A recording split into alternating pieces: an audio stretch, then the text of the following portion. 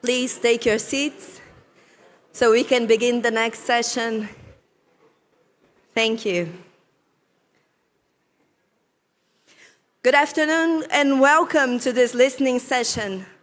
My name is Raíssa Vieira Brasil, and I serve as one of the vice presidents of the WCRC, representing the Latin America region. Even though I speak English, most of my fellow Latin Americans don't. And I strongly believe the communion can only move forward if it moves together and if it represents its diversity. Therefore, I kindly ask you to please put on your headsets as I'll be speaking in Spanish. Please put your headsets on.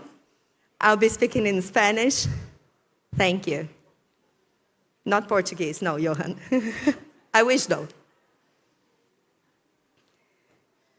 Somos afortunados y afortunadas de tener un estimado panel para guiarnos mientras escuchamos cómo Dios nos está hablando hoy como una comunión reformada. Presentaré al moderador del panel y él presentará el panel.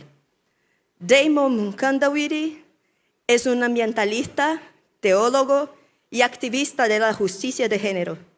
Al crecer rodeado de minas de cobre, Damon tiene conocimiento de primera mano sobre la degradación ambiental y sus impactos potencialmente perjudiciales en las mujeres, los niños, la salud humana y el bienestar. Damon pasó años como oficial ambiental en las minas de cobre de Konkola, una de las mayores productoras de cobre de África, y continúa trabajando por justicia ambiental y justicia de género a nivel internacional y nacional. Un ministro ordenado de la Iglesia Unida de Zambia, Damon se desempeña como secretario de misión del Consejo para la Misión Mundial. Damon, muchas gracias por moderar nuestro panel hoy. Por favor.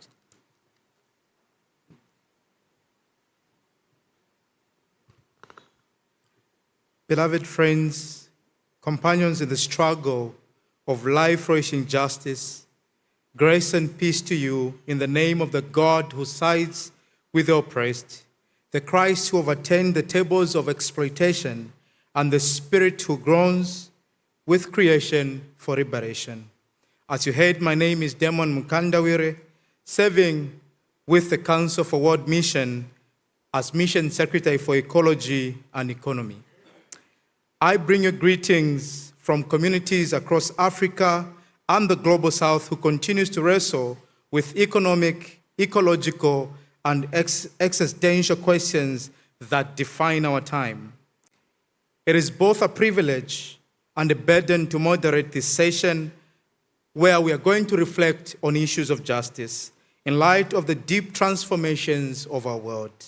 Transformations that are technological, planetary, and also spiritual. We gather in a moment where the cry of the earth and the cry of the poor are simply but one lament. The same extractive logic that plundered lands for gold, sugar, and slaves now mines data, automates our labor, and commodifies our consciousness. The fourth industrial revolution and artificial intelligence are not neutral. They are the new liturgies of empire, promising proficiency while perpetuating inequality, deepening surveillance, and digitalizing economic and colonial hierarchies. The church's task, therefore, is not to baptize these technologies with moral language, but to prophetically interrogate their spirit. And so we must ask ourselves the question, whose image is being coded? Are we witnessing the incarnation of justice or the resurrection of old empires in digital form?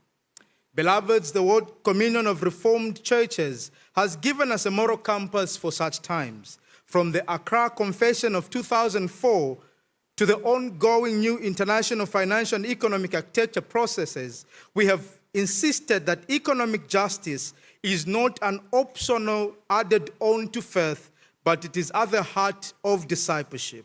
We have learned that neoliberal capitalism is sin and idolatry, an effort, an affront to the sovereignty of God. And we have declared that the God of life stands against the economy of death. Today, we extend the confession into new frontiers, into the digital planetary dimensions of empire, because justice must evolve as fast as oppression does. Friends, in light of this panel invites us to a conversation between creation and code, between ancestral wisdom and artificial intelligence, between patriarchy and divine justice and digital empire. Beloveds, we are here to discern the spirits of our time. And this panel brings together prophetic thinkers and practitioners who remind us that justice has many faces and many languages.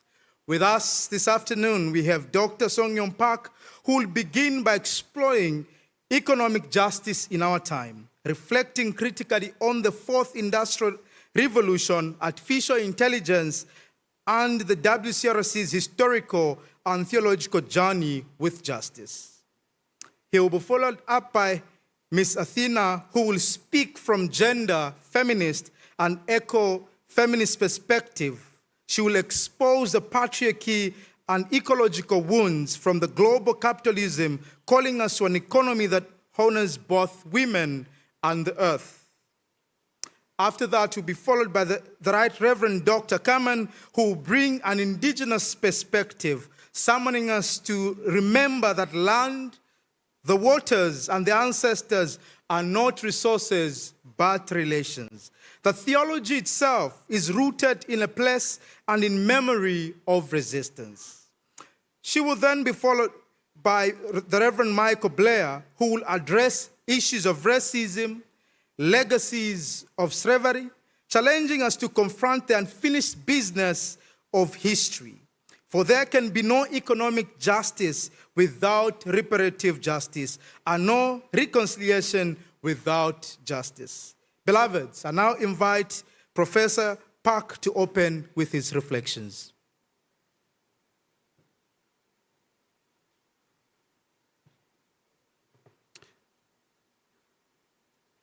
Thank you, moderator. Thank you, Devon. Thank friends. Today, our world is standing at a critical moment. We are faced with two massive challenges. The first one is, as you know, climate catastrophe and emergency. And the second is the challenge of artificial intelligence. These are the matters of life and death on which the future of both humanity and the Earth community are dependent. The climate crisis is already here. We are experiencing it on our daily life. In some part of the planet, particularly in the ocean, the tipping point, which is 1.5 degrees in Celsius, has already been crossed. When the tipping point is crossed, among many difficulties, farming is not possible. I keep hearing from farmers that crops are failing. No matter how much water you put on them, they are simply dried up. It is really an emergency situation. Our life today is also being shaped and influenced by AI. This new reality is not only transforming our economies, or societies, and our lifestyle. It is beginning to challenge what it means to be human. I regard this as a kairotic moment, which may require us to take a faith stance because life on the planet is at stake and our future is uncertain.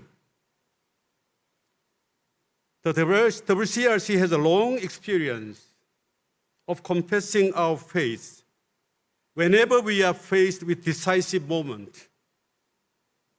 In 1982, the Ottawa General Council declared status confessionis regarding racial injustice. In 1997, the Debrecen General Council launched a processus confessionis regarding economic injustice and ecological destruction. This Debrecen journey led, in 2004, as we have said many times, to the historic Accra Confession. This WCRC history reminds us that when justice is at stake, when the integrity of our faith is challenged, we did not remain in silence. We confess. Today we are in a same kind of state of confessing our faith. Much has been said about climate crisis. So today, let me focus on AI. At World Economic Forum in 2016, Klaus Schwab, its founder, president, tabled the issue of post-industrial revolution, saying it is not only changing the what and the how of doing things, but also who we are. Augmentation of human beings seems to be a final goal for the AI revolution. Back in 2005, Ray Kurzweil of Google predicted that the technological singularity would arrive by 2045. Singularity would mean that the AI capacity is far more or equal or far more intelligent than human beings. But today it seems to be arriving not in 2045, but within 5 years, maybe within 3 years.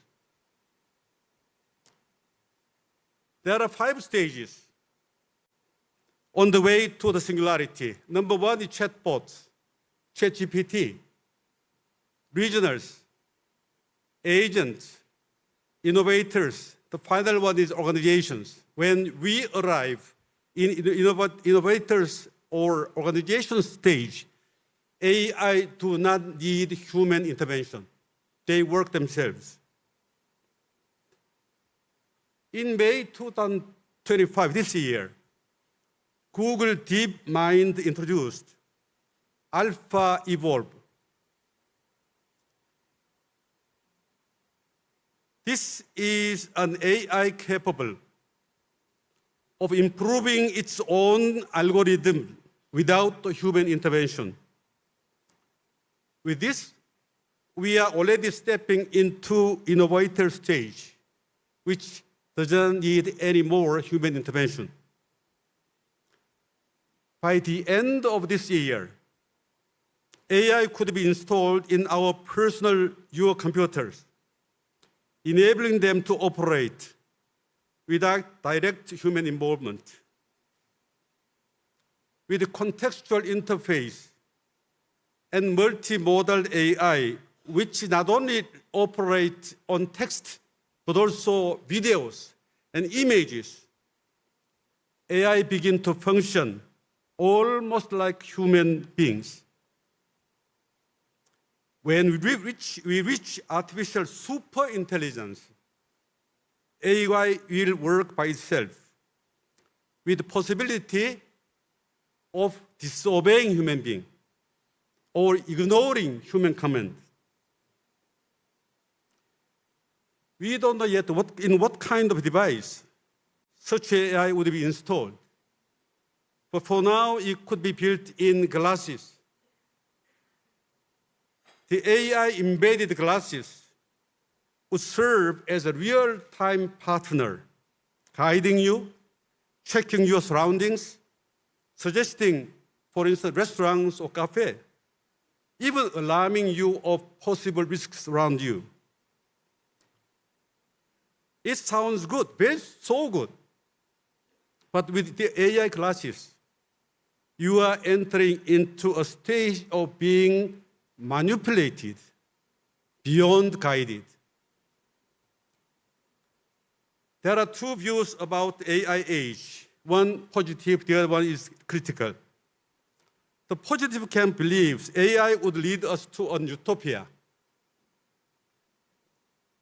By merging with machines, human beings become Homo roboticus, behaving almost like robots. And machines become more human-like, turning into robo sapiens. Already humanoids are replacing human workers, like Amazon. Bill Gates said, in 10 years' time, medical doctors and teachers could be replaced by AI. Human evolution could move through a stage of transhuman and then to posthuman. Homo sapiens would be enhanced to become superhuman. Harari's term, Homo Deus, God human.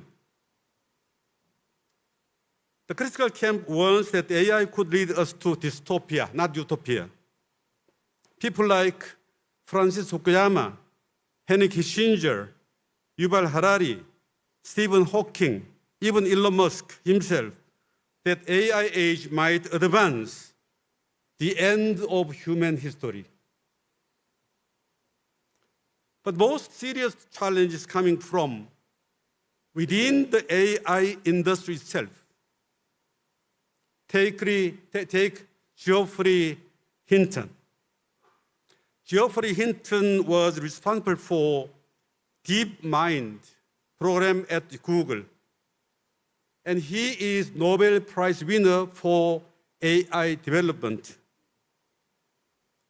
When ChatGPT, for which we are all excited, was released, he began to see a seriousness of possible danger coming from artificial general intelligence, artificial superintelligence.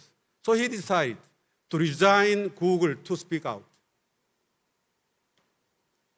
Hinton pointed out two types of risks. The first is the danger of humans misusing AI. Harmful individuals or people or groups or nations could manipulate AI to cause massive destruction. Beyond the large scale of unemployment, AI could be weaponized to create new societal threats like cyber attacks, manipulation of public opinion, or even election interference, fake news, and so on. Between just 2 years, between 2023 to 2024, AI-powered fraud has increased 1,200%. AI is changing warfare dramatically. I give you a shocking example. When at this war, Israel armed bombed Gaza, they used AI-driven combat program. The name of combat program was Hafsorah in Hebrew, meaning gospel. So in the name of gospel, they bombed Gaza. When Hamas members enter into a building like apartment or hospital, any office, stay for a while. Then Hapsora program direct attacks on that building brutally, killing so many civilians and so on. This is why at this war, so many children and women were killed. This is genocidal war. This is technological war. Israeli progressive journals like Plus 972 and the Local, they called this Hapsora program a mass assassination factory on the battlefield. The second risk that Hinton is warning is artificial super intelligence itself. Artificial super intelligence is far smarter than humans and can act on its own. Hinton warns that ASI could be so dangerous that it could even wipe humans out. He said there are 10 to 20% chance AI could wipe humans out. Things could be spiral out of control if chatbots develop not human language, but their own language, and they work among themselves. We don't understand them. There is a lot of secrecy about these risks. Stephen Bartlett, a very famous podcaster of UK, he revealed a behind-the-scenes story saying that the CEOs of major AI companies privately admit that they are heading towards a dystopian future. But in public, they are not telling the truth. They are lying. They are hiding it. Inequality will dramatically increase. Yuval Harari said AI could split humanity into two groups between very tiny superhumans and useless masses. These useless masses won't just be unemployed, but they are simply be unemployable because they don't know AI. This will deepen social and political divides. Rapid job losses will create frustration, fuel instability, and spark hatred and violence in our society. Our society is becoming much more violent than before. Inequality might be one of the fuels for far-right phenomena worldwide to rise more seriously. In the age of AI, power is concentrated in the hands of few super elites. Problem is that they are not elected. They are not elected. People are manipulated to unknowingly hand over massive power to big techs like Amazon, Google, and so on. Tech giants manipulate people for their profits. The NIFEA consultation 2 months ago described that we are now faced with digital empire. Today's algorithm-driven economy promotes so-called attention economy. AI keeps drawing your attention, tempting us to click like, share. Whenever you click like and share, data is being collected in their hands. Professor Shoshana Zuboff of Harvard School called it surveillance capitalism. All the data we leave behind online by clicking like, share becomes behavioral surplus. This data is turned into prediction product.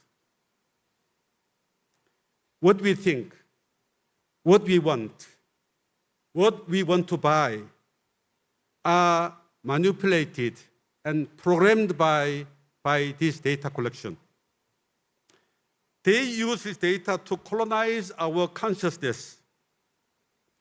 Colonization of consciousness is already mentioned in Accra. The Pokemon Go game, which swept the whole world in 2016, is exactly clear case of algorithmic colonization of consciousness. You are driven by Go game to go everywhere according to their control. Professor Zubov called this an epistemological coup. What about AI's ecological impact? To give just one shocking example, for AI evolution in the United States, US AI evolution only, you need 92 gigawatt electricity. You have no idea what that would mean. But for producing just 1 gigawatt, you need 1 nuclear power plant. Only for US AI revolution, you need 92 nuclear power plant. Then for worldwide, what would be?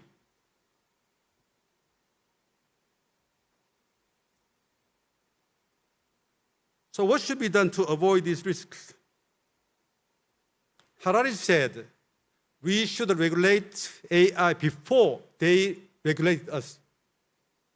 Yes, there is an ongoing discussion about international regulation.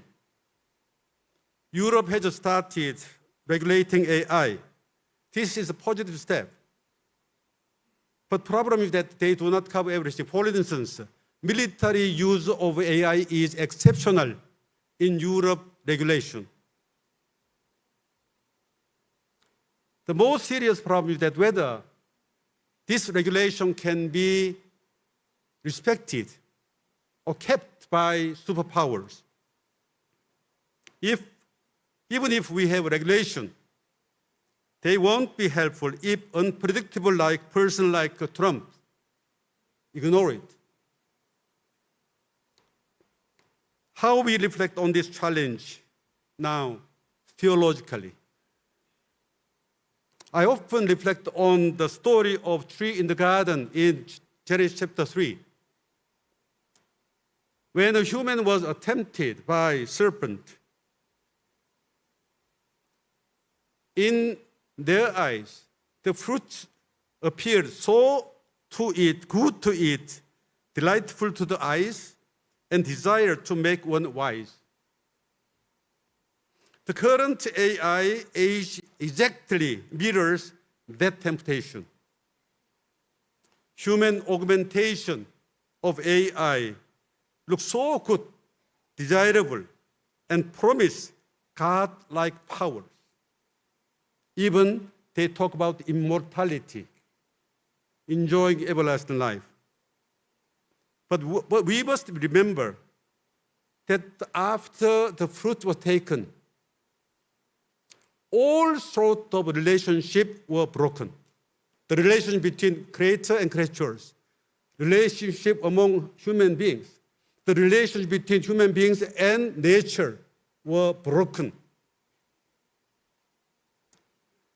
Since 2017, my university has gone through research work on AI's impact on humanity and spirituality. I started with humanity, then we moved to mind and heart, because human mind and heart is the only mechanism with which we can control the AI. Then the question is how we reformat our mind and heart. Then the last stage was that the question comes to was cosmic spirituality, how we relate to the whole cosmic energy system. human cognition goes beyond intelligence. Human intervention, cognition goes to intellect, intellectuality, mind and heart, and spirituality. These dimensions do not function in isolation. They all together react dynamically. This extends outward, encompassing nature and the cosmos and the divine being. What role the church can play? In my view, I have 3 points to make.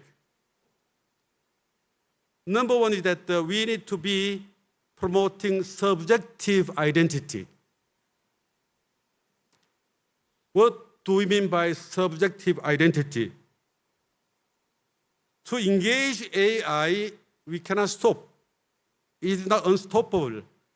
To engage then human AI in our life, I often think about the relationship between human and horse in speed race. If human and horse are racing together, you never defeat horse. The only way to win the race is to ride up on the horse and control horse. And you can enjoy horse speed. At the same time, if you want to stop, you can stop.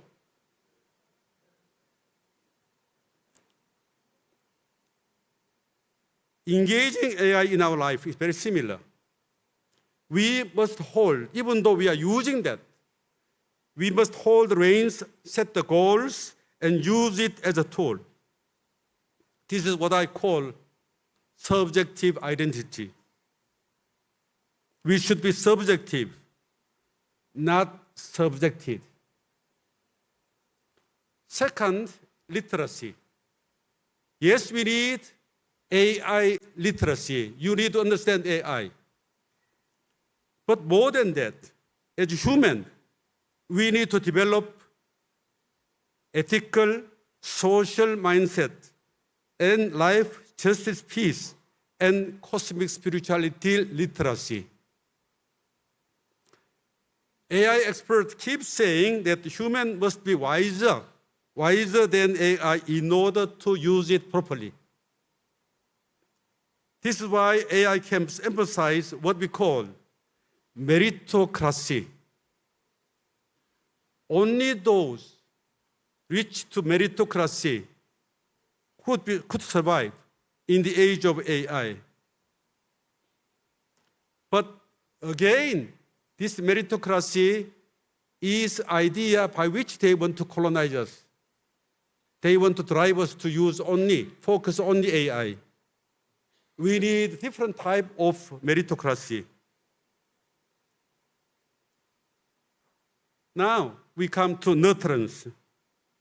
In the age of AI, we must nurture true humanity, making humans smarter than the smartest technology.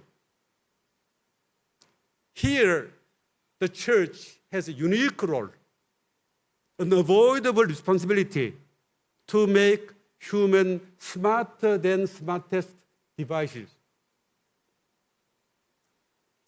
Since confessional stance is one of the highest and strongest form of action in ecumenical witness, I'm wondering whether this General Council would seriously consider declaring status confessionis regarding ecological chaos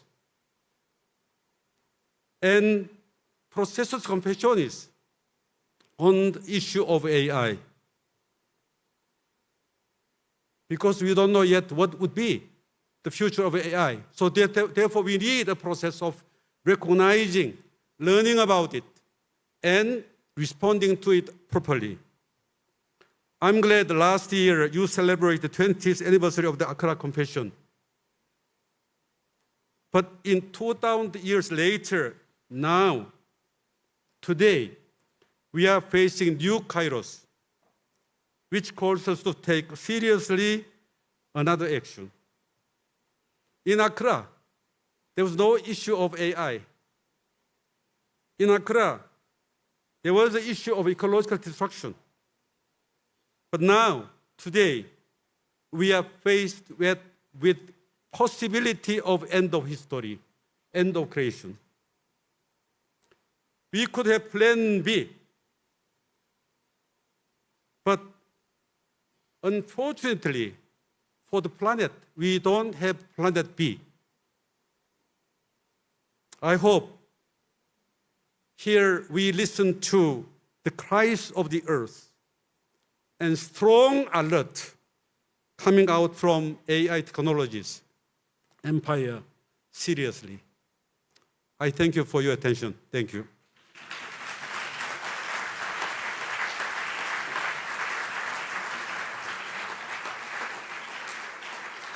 Thank you, Professor Park, and thank you for challenging us to think ahead and also for posing a challenge in terms of the Accra Confession and asking a very critical question. In Accra, there was no challenge of AI. We are grateful for that. I'll invite Athena.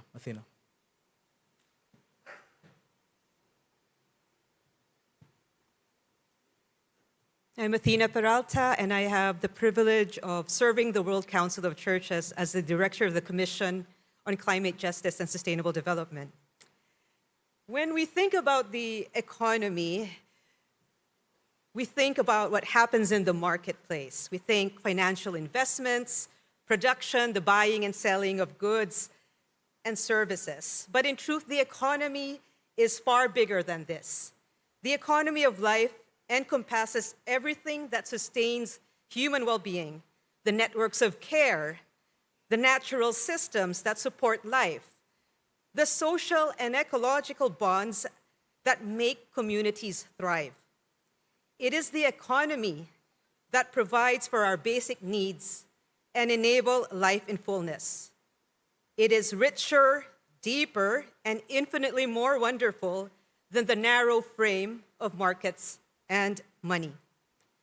It feels a bit surreal that the COVID-19 pandemic now seems like a distant memory.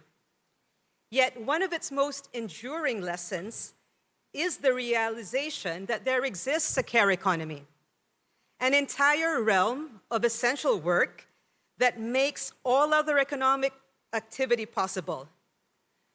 When lockdowns and stay-at-home orders brought the global economy to a standstill, it was the care economy, cleaning, cooking, raising children, tending to the ill and elderly, tending to community gardens, that accelerated to a near-frantic pace.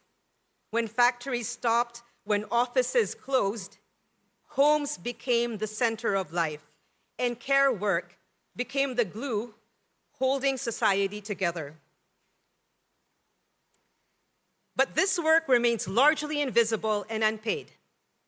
Globally, women perform 3 times as much unpaid care work as men. In the Asia-Pacific region, women spend over 4 times more hours than men, preparing meals, fetching water, doing other essential daily tasks.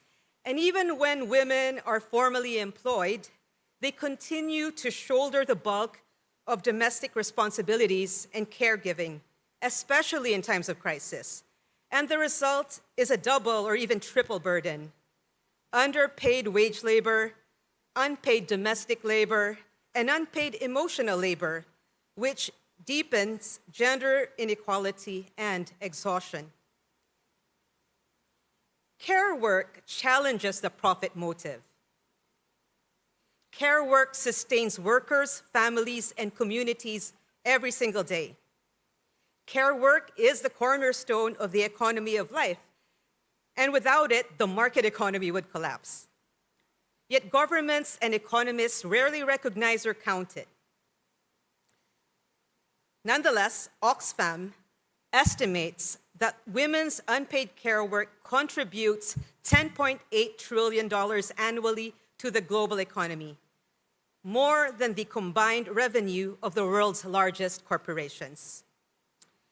Feminist thought insists that care work must be acknowledged, and not only acknowledged, but also valued and supported through public policy, through social infrastructure, and also a fair redistribution of responsibilities between women and men, between households, the state, and the private sector. And it's only then that societies can achieve true resilience and equity. Churches already recognized this back in the early 90s. The WCRC study on Christian faith and the world economy today affirmed, and I quote, "Although such work is unpaid, it is nonetheless a crucial ingredient in the economy because it holds the social fabric of society and forms the base of many activities in the formal economic realm." Now, if conventional economics is blind to care work, it is similarly blind to ecology. This is astonishing but true. The word economy, we know, shares a root with the word ecology, oikos, meaning home or household. Both are concerned with how we provision, sustain, and share our common home. Yet dominant economies behave as if the natural world were infinite and self-repairing. Women and ecology have been treated similarly within dominant capitalist economic systems, made invisible, devalued, and exploited as resources to serve production, consumption, and profit-making. As the economist Julie Nelson observed, and I quote, "Production is defined as taking place using only factors of capital and labor, the bearing and the raising of children, the care of the aged and the sick. Traditionally, women's responsibilities are, like nature, too unimportant to mention." This mindset that women's care work and nature are secondary and take care of themselves is not only leading to economic and social burnout, but also to near climate and ecological collapse. The undervaluing of the daily care and provisioning done predominantly by women, and the denial of our complete dependence on biospheric processes lie at the root of today's crisis. To build an economy of life, we must reaffirm the interdependence between and among humans and ecosystems, as well as restore the responsibility of care. Feminist approaches are critical for building an economy of life. They contest assumptions, they contest power structures. Mainstream economics tends to treat the factors of production and the economic order as fixed and as neutral, ignoring how power, how privilege, and inequality shape socioeconomic outcomes. But we know that in reality, power operates everywhere, between so-called developing and developed countries, between capital and technology and labor, between men and women. And these dynamics, which are rooted in colonial history and long-standing social inequalities, determine who are the creditors and who are the debtors, who benefits from economic growth and tax breaks, and who bears the cost, and even who lives and who dies. The Accra Confession names this confluence of dominating powers as empire. And feminists bring these forces into light, insisting that the economy must grapple with questions of justice, care, and sustainability, not just efficiency and financial gain. Feminist thinking also reminds us that inequality is not one-dimensional, that gender intersects with class, with race, and sexual orientation, shaping people's lived experiences and economic opportunities. Equally vital is the ethical dimension of feminist economic thinking. It places moral values such as equity, dignity, and community at the heart of analysis, policy making, and grassroots actions. The central question is not merely how to grow the economy, but rather, what do we as societies choose to value? How do we organize our economies to guarantee well-being for all? And here, churches have a vital role to play. Our Christian faith, but also other faith traditions, for instance, looking at the Jubilee tradition, remind us that the economy is not merely a technical system. It's deeply relational, it's deeply moral. As the Accra Confession underlines, God's economy, grounded in radical sharing and deep care for creation, envisions life abundant for all. Our biblical and theological resources further challenge us to expand our understanding of justice, reconciliation, and unity to embrace all of creation, human and non-human alike.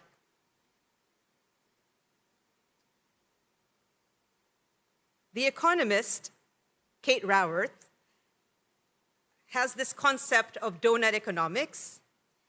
And we also have degrowth approaches, and thanks to Professor Menon for already mentioning this. Degrowth approaches, that capture the vision of a new international financial and economic architecture powerfully. Here, the goal of economic activity is to meet the needs of all within the means of the planet. Instead of economies that grow to thrive, we need economies that help us to thrive, whether or not they grow. Further, local and indigenous concepts such as bayanihan from the Philippines or Persevere help us to reimagine the economy in terms of interdependent and interconnected relationships. This reimagining embeds the economy within society and the living earth, reminding us that we're more than workers, consumers, or owners of capital. We are caretakers of each other and our shared home. We are neighbors.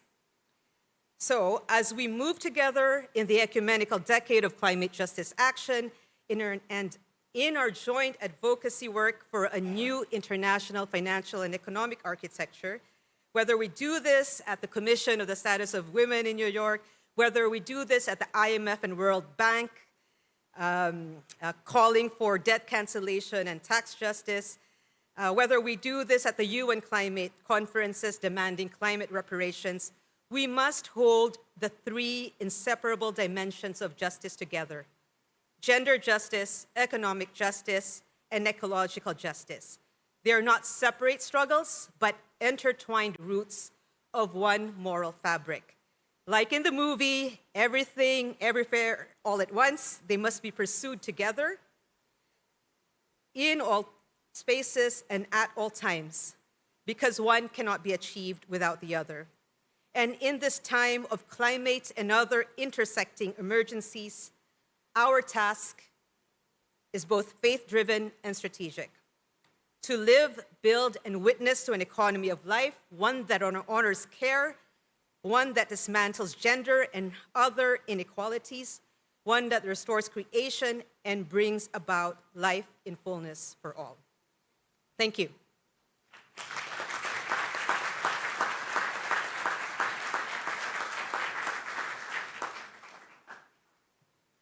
Thank you, Athena. Now, beloveds, I have the honor and privilege of inviting the Reverend Dr. Kaman, an indigenous theologian, ordained minister in the United Church of Canada, a respected leader and advocate for indigenous rights, reconciliation, and ecological healing. She brings to the global ecumenical space a spirituality grounded in the land and in the wisdom of indigenous cosmologies. Her ministry and scholarship focuses on decolonizing theology, reclaiming sacred relationships with creation, and shaping communities of justice and belonging. Her voice represents the deep memory and future of hope, of indigenous resilience and faith. Let's put our hands together for Dr. Kaman.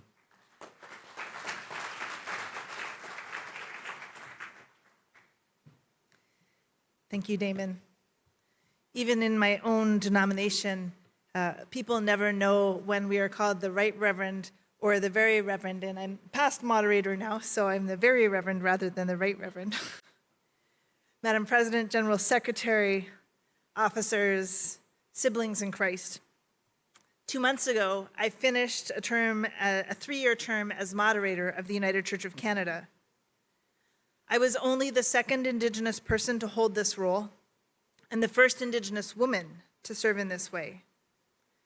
I'm a member of the Heiltsuk First Nation from the central coast of British Columbia on the west coast of Canada. My people are survivors of physical and cultural genocide, a history I don't have time to go into in depth today, but less than 200 years ago, it is estimated that there were between 25,000 and 35,000 Heiltsuk people, wiped out primarily by smallpox and influenza. By the turn of the 20th century, there were less than 400 of us surviving. 99.99% of our people were killed in the space of a century. So I will always take the position of those made most marginal by the mental states that still enslave us in end-stage capitalism, to quote my brother Sione. I was taken before arriving in Thailand with the theme of our General Assembly because Indigenous peoples the world over are experts in perseverance. My cousin Isla says that endurance is the #1 underrated Indigenous value. In our workbook, the Strategic Programming Planning Committee alluded to the fact that there are those among our membership who felt that persevering in our witness was not the right message for 2025. There were questions raised like, where is the optimism of our Reformed tradition, and is the world really so bleak as described in our workbook? And if yes, is perseverance really the right response? I thought Indigenous peoples the world over have been persevering under the weight of cultural, physical, spiritual, and environmental oppression for over 500 years.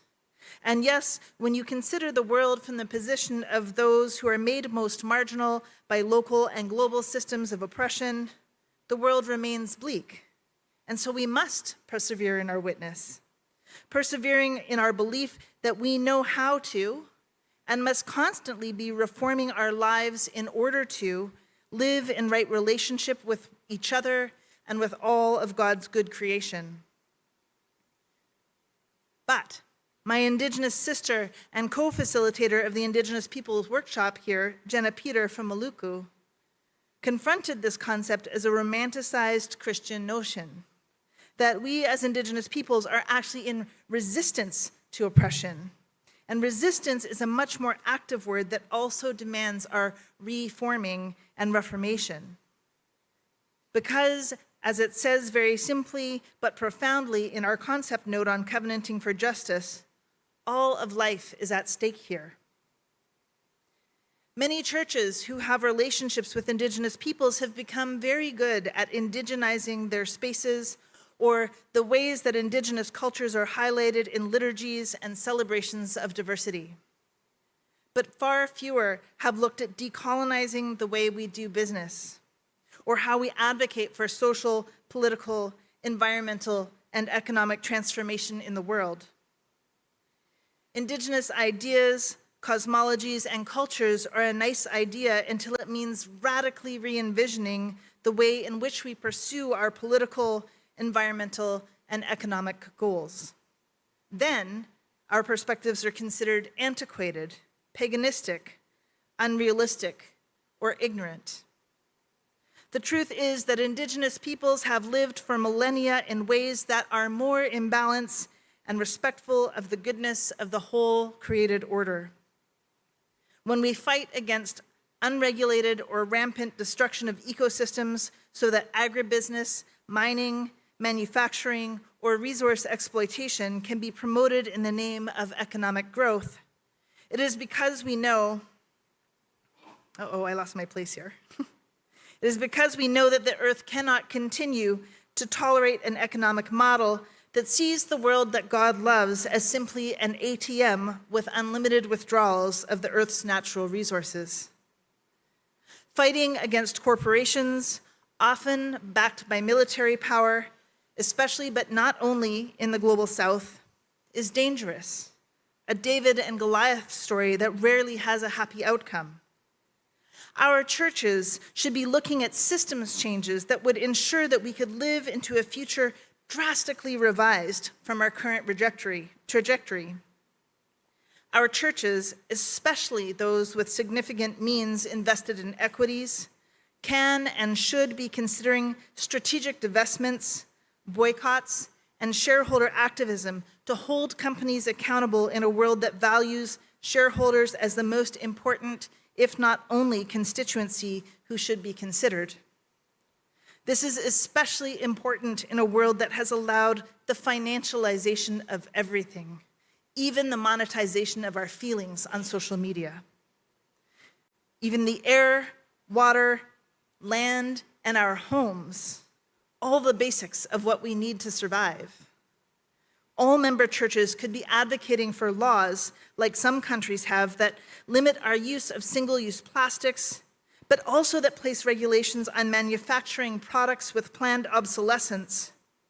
So much of the current mining frenzy is because we are fueling the transition to a more digital world with equipment that is designed to be obsolete, instead of hardware that can be upgraded over significant periods of time, as if the world has unlimited amounts of aluminum, cadmium, cobalt, lithium, gold, and other precious metals that we are increasingly reliant on for our technology hardware needs.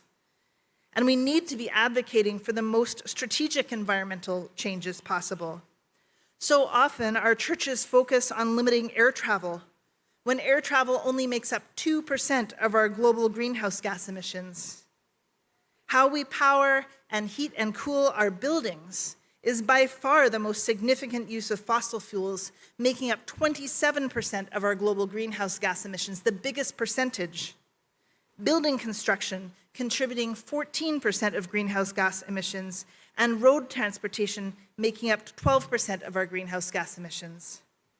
And we need to be advocating for the transformation of the carbon market to prioritize indigenous and community-led carbon contribution projects instead of green developments with other social and environmental impacts that disproportionately affect indigenous people and other communities made marginal in the global south. Indigenous worldviews need to be centered in our visioning for the future. Our deeply cherished understandings of the intricate webs of interconnected life in God's whole created order are uniquely placed to help us reform and be reformed from the unbridled neoliberal and end-stage capitalism that marks this period of our existence as the capitalist scene. Our cultures hold ancient wisdoms about how to mine responsibly, albeit much more slowly. Our elders know how to watch for the signs of an ecosystem in distress, or even more importantly, how to live well in the abundance of God's created order without taking more than what we need. We were the experts in living the story of the manna and the quail, or the feeding of the 5,000 before colonization, and living into that way of being is better for us and for the planet. In the Indigenous Peoples Concept paper, which we'll hear later this week, we uphold the idea of donut economics from British economist Kate Raworth, which admittedly is a terribly unserious name about an incredibly powerful and serious alternative vision to our global economic system, one that does not externalize the impacts of our economies on people or the planet. The concept of donut economics requires that we live within political and environmental boundaries that create a just and safe space for humans, creating human prosperity within a flourishing web of life. The world continues to tell the lie that capitalism is a story of supply and demand. This means that there is a demand, so we must make supply. But that is not the full story. The truth is, we live in an economic system built on marketing a demand for consumer goods.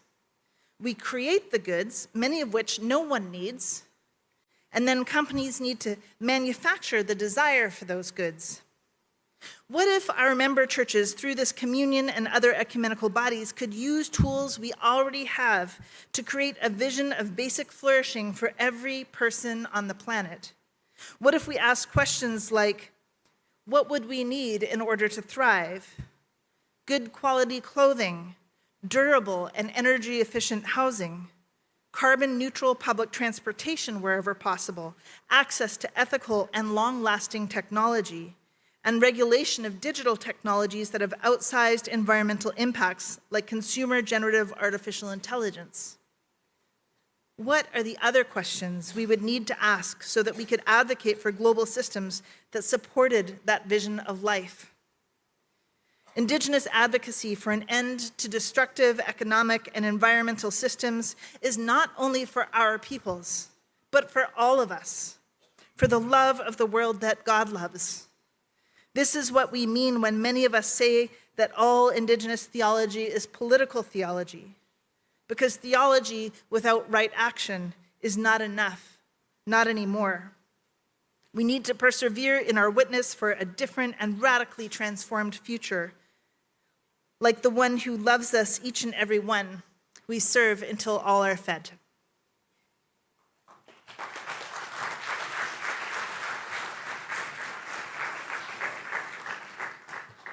Thank you. And now we will turn to the Reverend Michael Blair.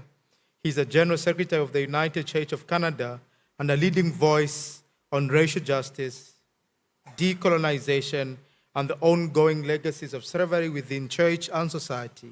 With Jamaican roots and a strong commitment to liberation theology, he has worked extensively on anti-racism formation, intercultural ministry, and global ecumenical engagements.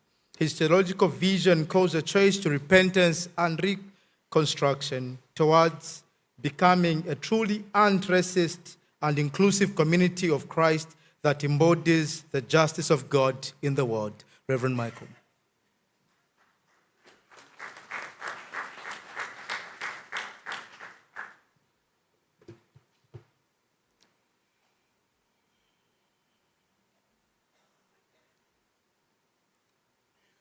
I'm aware that you have two people from the United Church of Canada presented in this forum. I want to say, partly because we're the best church in the world, but in this space, it's not.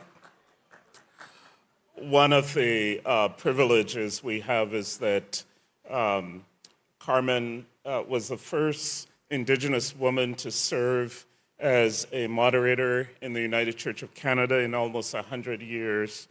And I am the first person of African descent to serve in the capacity of General Secretary in over 100 years. Part of that reality is that who we are matters. Our personal story and our personal history does matter. And so it is important as I come to this conversation to recognize that some of my reflection comes out of my lived experience as a person of African descent, as a father of two young adult males that live in a society where I go to bed at night anxious for their safety in a world that does not appreciate who they are or recognize the strength of their personhood. There is no doubt that a reading of the times indicate that we live in a world of crisis. The confluence of ecological disaster, economic disparity, unprecedented migration due in part to the ecological threat, which contributes to fire, flooding on one hand and drought on the other, food insecurity, gender and religious violence and intolerance, racial injustice and wars, geopolitical uncertainties, genocide, and the persistent presence of a colonial project and imagination. The multiple crises we are experiencing emerge from a colonial framework that treats people and the whole of creation as commodified objects. The confluence of economic crisis and the impending ecological disaster, fed by the relentless exploitation and commodification of the earth and her resources, and an untethered belief in the unlimited availability of natural resources, continue to challenge the Church's commitment to offer transformative prophetic leadership in affirming and ensuring the fullness of life for all the earth and all its inhabitants. How we live faithfully as a communion, as member churches and individual disciples in what Jesse Zink calls a crisis-shaped world, which focuses on a prophetic, in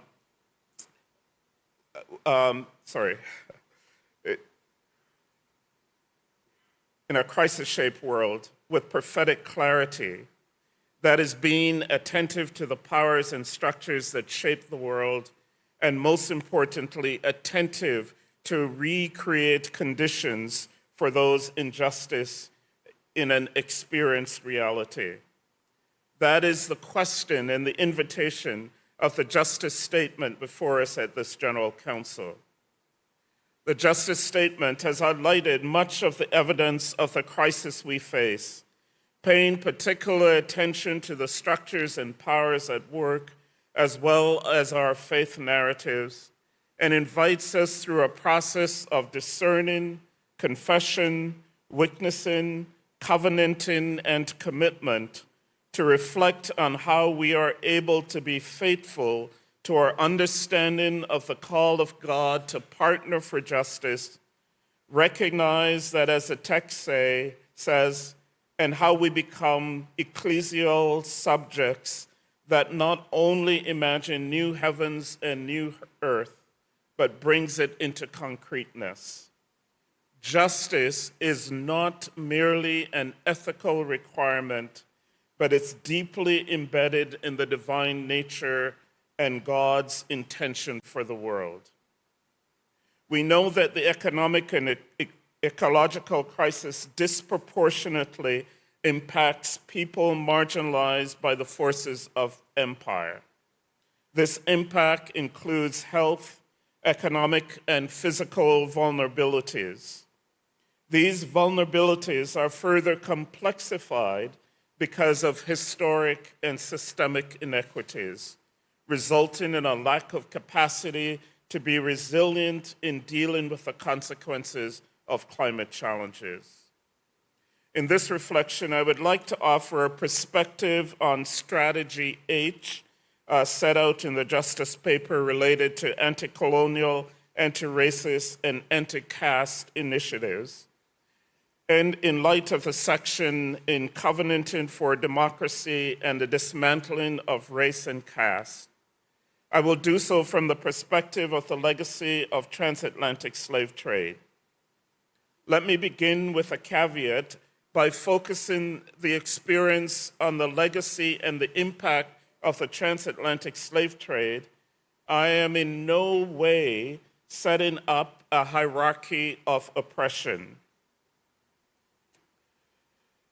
I confirm this statement from Abolished But Not Destroyed, Slavery in the 21st Century, which was a consultation in 2007 hosted by the WCC, WARC, and CWM. It says, we believe in considering communities that have been marginalized. It is essential to avoid embracing a hierarchy of oppression, but instead to consider ways in which people's form of oppression are interrelated. We cannot privilege one form of oppression over another. We need to stop reinventing the wheels of imitating the oppressors or that of oppressive models. We must create alternative models of deconstructing oppression in relation to caste, race, gender, ethnicity, and other identifiers of marginalization. Enslaved peoples need to break into entire hegemonic power systems and disrupt it. In order to do so, we need a critical critique of the logic and assumptions, spoken and unspoken, that undergird the entire hegemonic power system. Enslaved peoples will no doubt continue to participate in this work. Over 15 million Africans were forcibly removed from the African continent as part of the transatlantic slave trade, a trade which commodified human beings, traumatized communities, and exploited creation. Over almost 220 years after the slave trade was technically abolished, the legacy of the destruction and disruption continues to impact the lives of African and African descendants. No matter where we are in the world, that you find people of African descent, be it Brazil, the United Kingdom, Europe, Japan, Philippines, the United States of America, Peru, to name a few, they continue to experience poverty, exclusion, criminalization, and oppression. In 2014, the United Nations declared a decade for the people of African descent from January 1st, 2015 through to December 2024. The initiation of this decade was an outcome of the 2010 Durban World Conference Against Racism, Racial Discrimination, Xenophobia, and Related Intolerances, and recognized that there were over 200 million people of African descent residing in the Americas who continue to face the challenges of discrimination, exclusion, economic disparity, access to health care, poverty, and marginalization. The decade highlighted the need to unmask the realities of people of African descent. And as such, the decade exposed the ways in which the particular form of racism, anti-Black racism, is insidious in the ways people of African descent and African in the diaspora are treated, and the relationship to the creation and the ecological crisis. In 2007, the Ecumenical Gathering of the World Council of Churches, WARC, and CWM, as part of the 200th anniversary of the abolition of slavery, affirmed, oppression operates not only through physical force and coercion, but also at the discursive level of language, where the ways in which knowledge is constructed and the ways in which we use language to describe reality and human relation shows elements of oppression. Since the transatlantic trade in Africans and colonialism were such essential components in the emergence of modernity, it in turn produced many categories related to notions of human being, the creation, and God that are often taken for granted. There is power in naming and renaming ourselves, our situation, and our relationships. It is essential, therefore, that we examine and critique the categories we use to define ourselves in relationship to other human beings and God. When we do not examine and critique our human-created categories, we remain enslaved to old frameworks and fail to fully appreciate how the system of oppression functions in its totality. So I want to suggest that we need to attend to anti-Black racism, because anti-Black racism helps to focus the light on the continuing harm to Black bodies, human beings created in the image of God and God's beloved earth. It would be imperative that this justice work explicitly name anti-Black racism and not just a general commitment to anti-racism. The particularities matter. It needs to recognize that those of us who inhabit Black bodies continue to bear the scar and wounds of the colonial project and its antecedent white supremacy. At the same time, an appreciation of our spiritualities and the embracing of the diversity of our experience of God can be a gift to the task of decolonizing our theologies and practices. To name the reality of anti-Black racism is to have a realistic reading of the times. Anti-Black racism is manifested in the legacy of the current social, economic, and political marginalization of people of African descent in society, such as a lack of opportunities, lower social economic status, higher unemployment, significant poverty rates, and overrepresentation in the criminal justice system. Naming anti-Black racism allows people impacted by the economic and ecological crisis to be at the table, bring their wisdom and the gifts to the struggle and the shaping a path forward. In the spirit of partnership, it would be important that for the communion to affirm its commitment to the second decade for the people of African descent with its focus on reparation, and work within the United Nations structure and with its various member churches to support issues of reparation and the dignity of people of Africa and African descent, drawing on the 2007 statement again, abolish not destroyed. We believe that reparations are essential for the healing of people who were once enslaved. Reparation goes far beyond a financial figure. Rather, reparations are about recognizing the wrong that has been done. It is a process that compels confession, contrition, restoration, and reconciliation. It also involves a process of truth-telling that sets right, make amends, and restored breached relationships. Reparation for both the church and society are needed, and these reparations are both praxis and prophetic.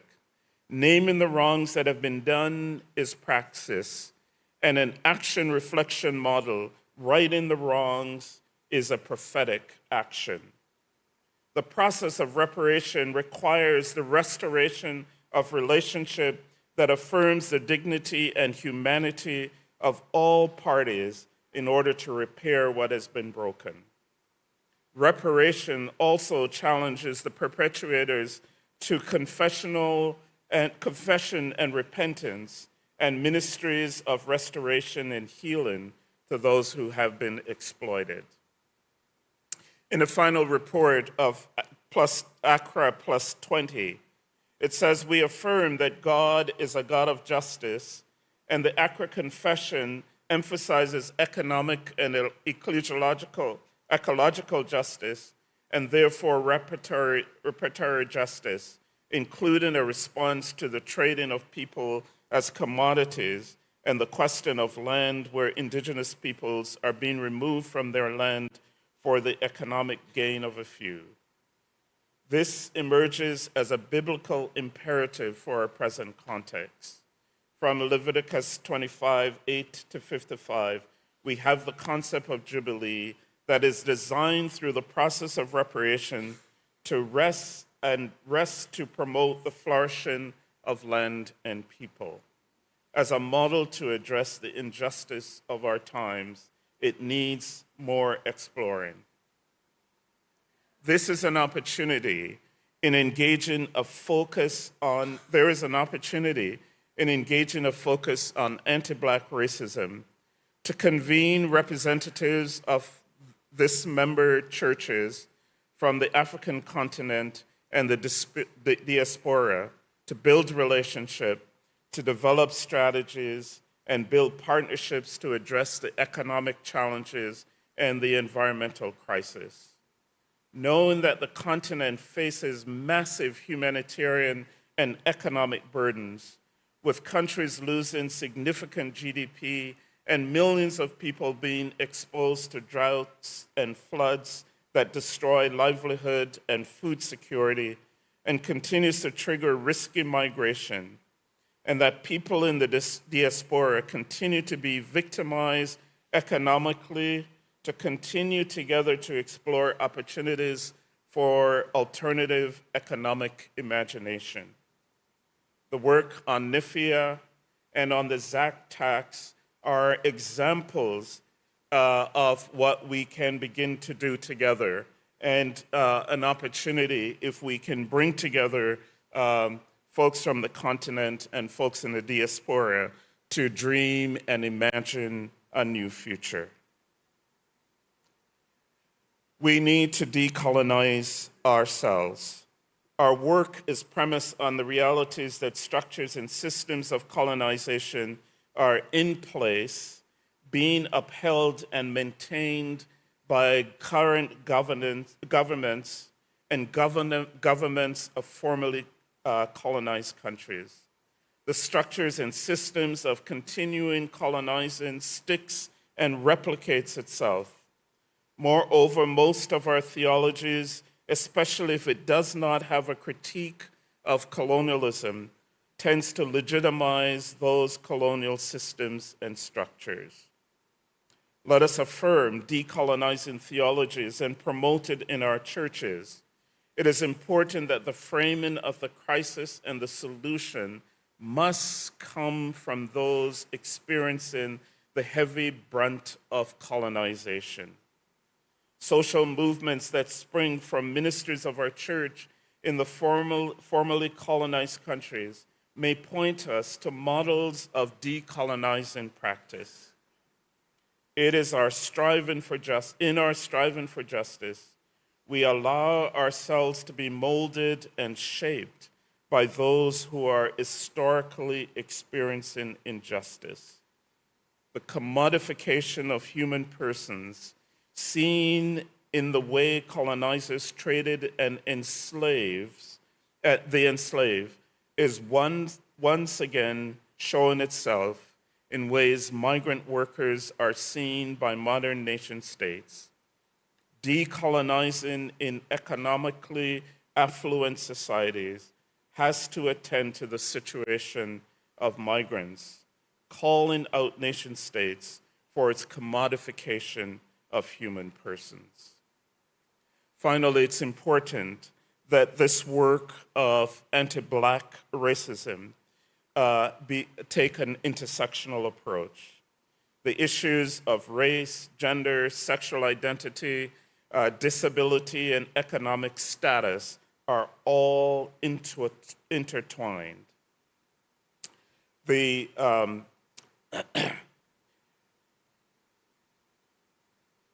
And so we must remember the assertion of the Bangkok World Mission Conference, where it says that we as Christians declare that colonial domination is anti-Christian because it denies to each person the inalienable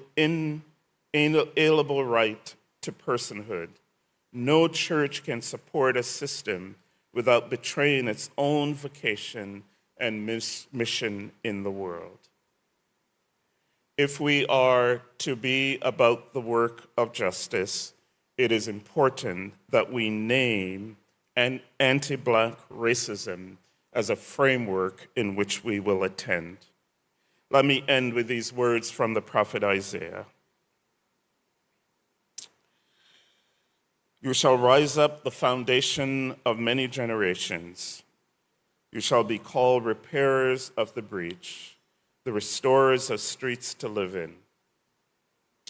We are called, my friends, to be repairers of the breach and restorers of community. We will only do so when we have the courage to name the context and reality of racism and not simply talk about we want to be anti-racist. We must talk about the forms of racism that exist. And I would suggest, as we look at the legacy of slavery, that we name anti-Black racism as a framework for the work we do.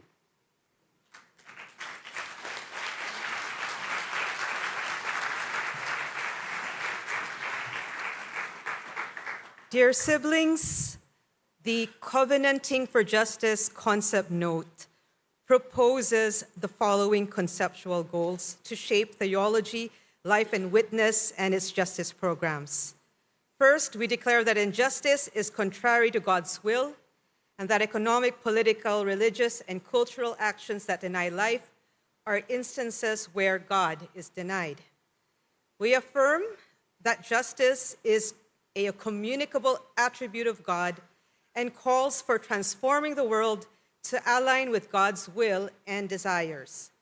We affirm the importance of just relationships among humans and the rest of creation, acknowledging the interconnectedness of all life. We recognize that we live in a wounded world. We affirm that God calls us into a covenantal relationship with God's self and all of creation for justice in the economy and the earth. The Covenanting for Justice concept note also proposes the following strategies. First, that the General Council calls for a global recognition that this present economic system has cost lives and has laid waste the earth. Second, that we reaffirm our commitment to the Accra Confession and its principles. Third, that we continue to work, or rather we continue our work with the Nifea process and strengthen it ecumenically. Fourth, that we develop and further the Decade for Climate Justice and to work with our ecumenical partners, particularly the WCC and the CWM. And I think fifth, to recommit to dismantling patriarchy in church and society. Sixth, to further our solidarity with Palestinian people and work towards resisting Christian Zionism, both as a theology, as a geopolitical strategy. Seventh, to further our work in solidarity with indigenous peoples and to work with them to dismantle the overwhelming and life-destroying settler colonial ideologies. And eighth, to commit to anti-colonial, anti-racist, and anti-caste initiatives.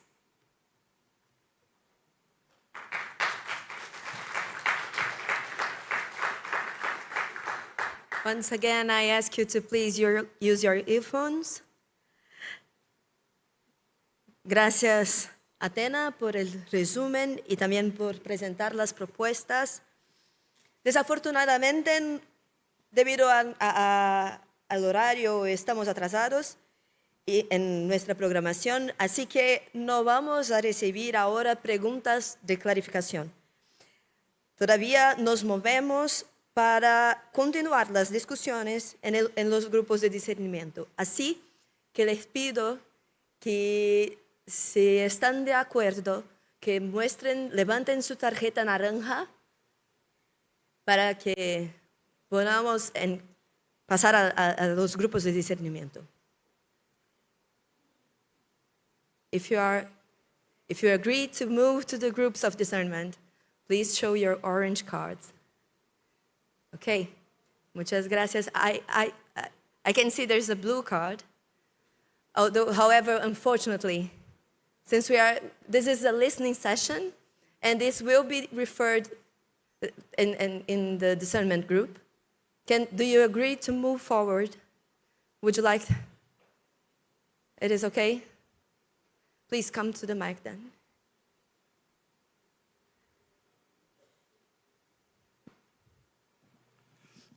I will be very brief, but I think like the I'm a little agitated because I think it was important to ask questions.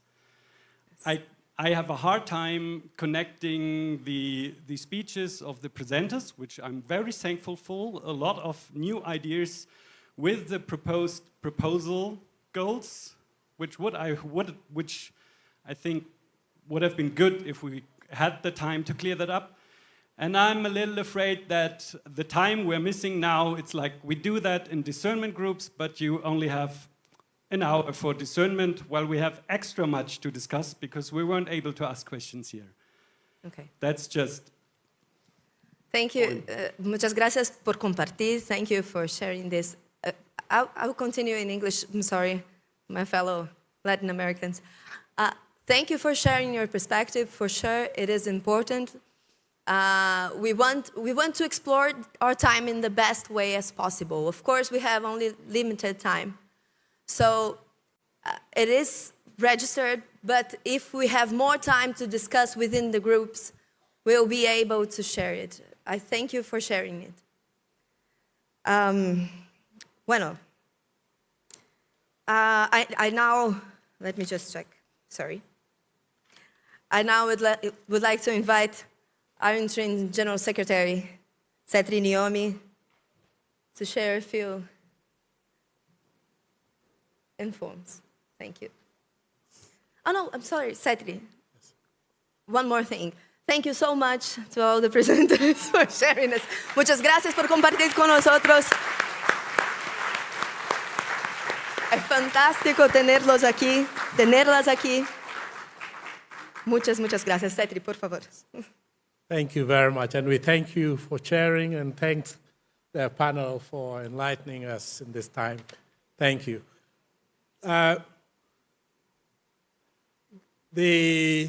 From here, we go into the discernment groups.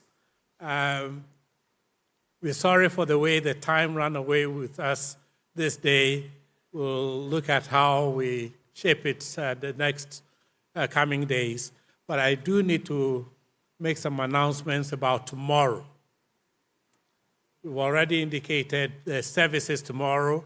Please be at the hotel lobby or in front of it as indicated in the email that was sent. The churches have prepared lunch for all of us. They are prepared to host us. They have precise numbers. So let us try as much as possible not to take off that time tomorrow, but go to the church to which we have been assigned. Those who have been named to play a leadership role in the service tomorrow, in the celebration tomorrow, it's been arranged that you will come back early enough to be in a rehearsal at 1 o'clock. They know themselves. They've been written to about it. So at 1 o'clock tomorrow, so that we can prepare adequately. For everybody else, the idea is to be back by 2, so that we can at least have a short time to freshen up and be in this hall. We'll do the celebration in this hall at 3:30, but we want to be seated around 3 so that we have that time together. And our Thai hosts, the Church of Christ in Thailand, have prepared a celebratory time of eating together. This morning we saw in the Bible study the role of a family meal together. So we have that prepared for us for tomorrow. Again, ecumenical delegates and ecumenical partners, you know yourselves, the president and officers of the communion would like to just have a time together with you in the place indicated this evening. That still is at 6:30. So if you need to step out of the discernment groups before they finish, please do so that we can have that time together at 6:30. Thank you very much. God bless you, and we'll continue to journey together. Thank you, Setri. We pray here?